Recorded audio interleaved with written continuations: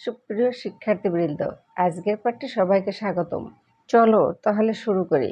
আজ আমি তোমাদের অধ্যায় 4 পৃষ্ঠা 21 2 দাগের অঙ্কগুলো নিয়ে আলোচনা করব এবং কিভাবে এই অঙ্কগুলো করতে হয় সেটি দেখাবো। চলো তাহলে শুরু করি। 2 নম্বর আছে খালি ঘরে যোগ, বিয়োগ, গুণ এবং ভাগ এর মধ্য থেকে প্রতীক বসাও। আমরা একটু মনে করি আমাদের প্রক্রিয়া প্রতীক 4টি: যোগ, বিয়োগ, গুণ, ভাগ। আমরা এই 4টি প্রক্রিয়া প্রতীক দিয়ে সকল অঙ্ক করে থাকি।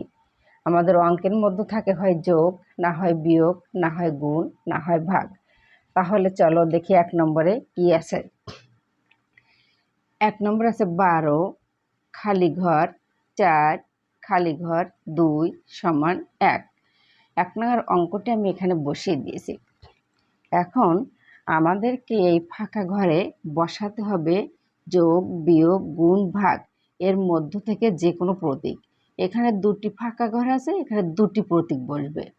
এবার প্রতীক দুটো কি বসবে সেটি কিন্তু তোমাদের হিসাব করে বলতে হবে। এই হিসাবটি যদি তোমরা ভালো গণনা করতে পারো, ভালো নামতা পড়তে পারো, তাহলে তোমরা কিন্তু দ্রুত এই হিসাবটি করে বের করতে পারবে যে এখানে কোন কোন প্রতীক বসবে।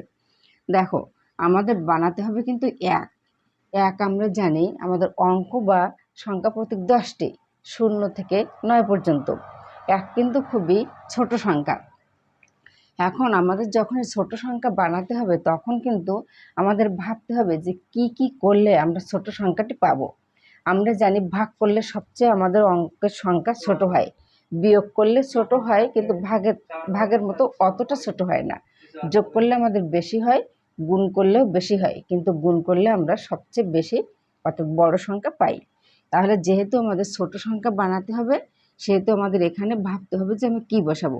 আমরা এখানে গুণ বসাবো না, তাহলে কিন্তু অনেক বড় হয়ে যাবে। 12 গুণ 4 করলে 4 বরং 48, এইটুকুন করে আমরা 48 পাবো। 48কে 2 দিয়ে ভাগ করলেও 1 হবে না, গুণ করলে তো আরো বেশি হবে, যোগ করলেও 48 আর 2 যোগ করলে 50 হবে, বিয়োগ করলে 46। তাহলে কিন্তু আমরা গুণ বসাতে পারবো না। তাহলে আমাদের যোগ করলেও কিন্তু বেশি হবে, যেহেতু আমাদের 1 বানাতে হবে। তাহলে আমরা এখানে কি বসাতে পারি? ভাগ। এখানে আমরা ভাগ বসাতে পারি 12 ভাগ 4। 12কে 4 দিয়ে ভাগ দিলে এটুক করলে আমরা পাবো কত? 3। 12 ভাগ 4 করলে আমরা এখানে কিন্তু 3 পেয়ে যাচ্ছে, এটুকুন করে 3। 3 আর 2 থাকছে, 3 আর 2 আমাদের কি করলে আমরা 1 পাবো? 3 থেকে 2 বিয়োগ করলে। তোমরা যদি বলো 3 আর 2 যোগ, তাহলে তো 1 হবে না, বেশি হয়ে যাবে, আমাদের কিন্তু 1 বানাতে হবে। এটি আমাদের খেয়াল রাখতে হবে। তাহলে আমরা প্রথমে কি দিব? ভাগ। এখানে যোগ দিলে বেশি হয়ে যায়, আমরা দেখেছি। এটা যদি বিয়োগ করি 12 বিয়োগ 4, 12 থেকে 4 বিয়োগ করলে কিন্তু এখানে 8 হচ্ছে।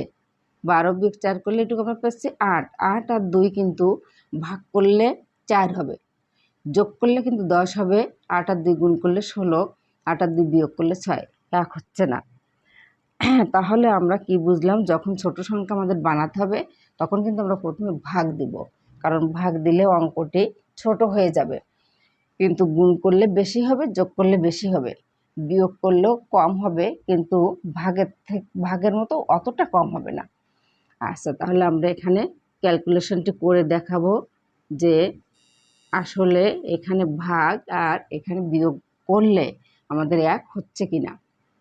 এখানে 12, প্রথমে আমরা ফাঁকা করে ভাগ বসিয়ে দেখি। 12 ভাগ 4, পরে আমরা বিয়োগ 2 দেখি আমাদের 1 হয় কিনা, এটা আমরা করে দেখাবো। আমাদের এখানে দুটো প্রক্রিয়া প্রতীক আছে, ভাগ আর বিয়োগ। এই দুটি প্রক্রিয়া প্রতীকের মধ্যে আমাদের ভাগের কাজটা আগে করতে হয়। আমরা একটু মনে করি কি কোন কাজ আগে করতে হয়। আমাদের প্রথমে করতে হয় এর কাজ। একেবারে প্রথমে আমাদের প্রক্রিয়া প্রতীকগুলোর মধ্যে প্রথমে এর কাজ, তারপর ভাগ, তারপর গুণ, তারপর যোগ, তারপর বিয়োগ। তাহলে আমরা ভাগের কাজটা আগে করব। 12কে 4 দিয়ে ভাগ, 3 4 12, 3। এইটুকুন করে আমরা পেলাম কত? 12 ভাগ 4। এখান থেকে এটুকুন করে আমরা পেলাম 3, আর থাকছে বিয়োগ 2। তাহলে কত হচ্ছে? 1। দেখো আমাদের ডান পাশটা হয়ে গেছে। তাহলে কি আমাদের প্রক্রিয়া প্রতীক বসানো ঠিক আছে? এবার আমরা প্রক্রিয়া প্রতীকগুলো বসিয়ে দিই। প্রথম ঘরে আমরা কি বসেছি? ভাগ, তারপর 4, তারপর ফাঁকা ঘরে আমরা কি বসেছি, বিয়োগ। বিয়োগ 2 সমান 1। এবার আমরা 2 নং সমস্যার সমাধানে যাই। দেখো 2 নম্বরে আছে 6 ফাঁকা ঘর 6 ফাঁকা ঘর বা খালি ঘর 12 সমান 24। হ্যাঁ, আমাদের কি বানাতে হবে, 24। তাহলে এখানে আছে 6 6 12। এই সংখ্যাগুলো কি করলে, যোগ বিয়োগ গুণ ভাগের কি করলে 24 হবে। দেখো এখানে যদি তোমরা বলো যে ভাগ হবে, এখানে 6কে 6 দিয়ে ভাগ করলে কিন্তু এইটুকুন করে আমরা 1 পাবো। এই 1 আর 12 যোগ করলে 13 হবে, গুণ করলে 12 কে 12, ভাগ করলে তো আরো কম হবে। তাহলে 1 আর 12 কোনো কিছু করলে কিন্তু 24 হচ্ছে না, তাহলে প্রথমে কিন্তু ভাগটা হচ্ছে না। এখানে যদি যোগ দাও 6 যোগ 6 এটুক করলে কি হচ্ছে 12, 12 আর 12 যোগ করলে 24, তাহলে যোগ করলে কিন্তু 24 হচ্ছে।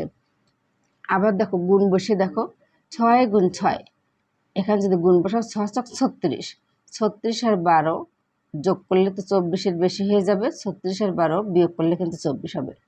তাহলে কিন্তু আমরা দুইভাবে এটি করতে পেরেছি, 24 বানাতে পেরেছি।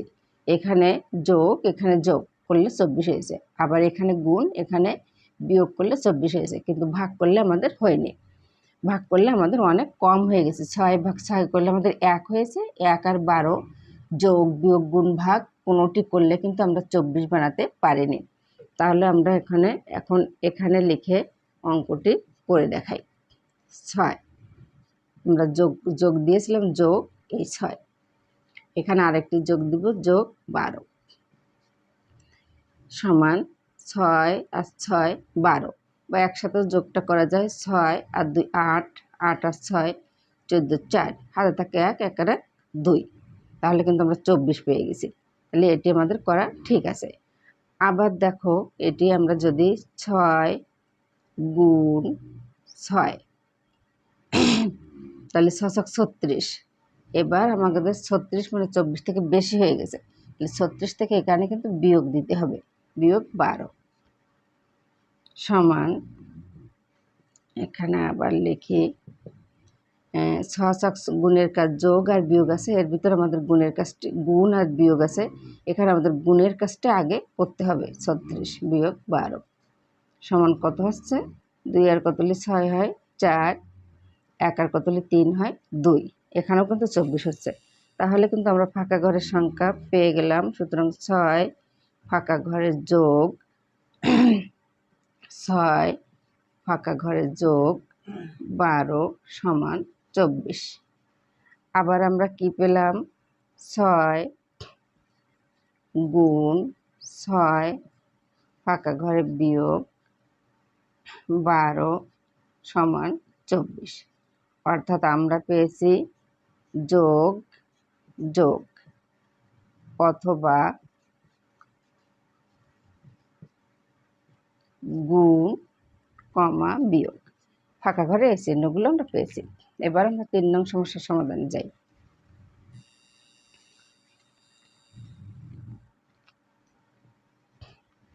3 নং অঙ্ক আছে 9 ফাঁকা ঘর 9 ফাঁকা ঘর 9 ফাঁকা ঘর 9 সমান 80।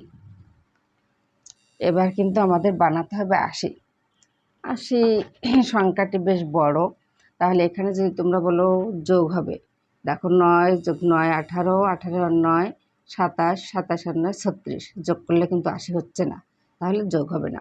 বিয়োগ করলে তো আরও কমে যাবে, বিয়োগের প্রশ্নই হবে না, বিয়োগ করা যাবে না। এবার দেখো গুণ করলে কিন্তু বেড়ে যায়, যেহেতু আমাদের 80 একটু বড় সংখ্যা বানাতে হবে, তাহলে কিন্তু এখানে আমরা গুণ ধরতে পারি।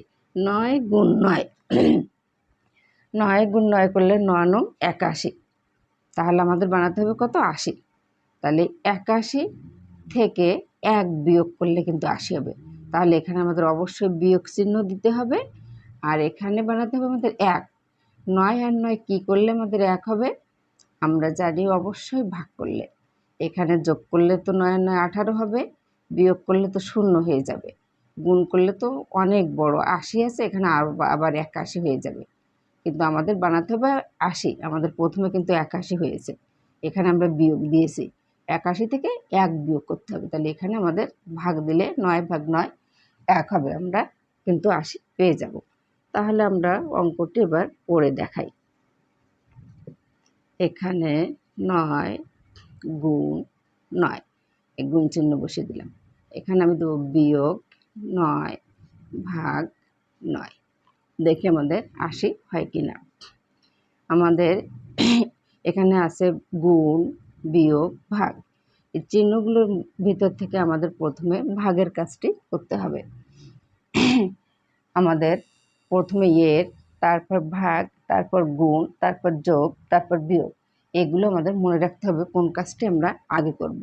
9কে 9 দিয়ে ভাগ করলে 9, 1-এ 9, 1 পেলাম। এবার আমাদের হয়েছে গুণ আর বিয়োগ চিহ্ন, এই চিহ্ন দুটির মধ্যে আমাদের গুণের কাজ আগে করতে হবে। 9 নং 81 বিয়োগ 1, 81 থেকে 1 বাদ দিলে আমাদের থাকছে 80, আমাদের ডান পক্ষের সাথে মিলে গেল।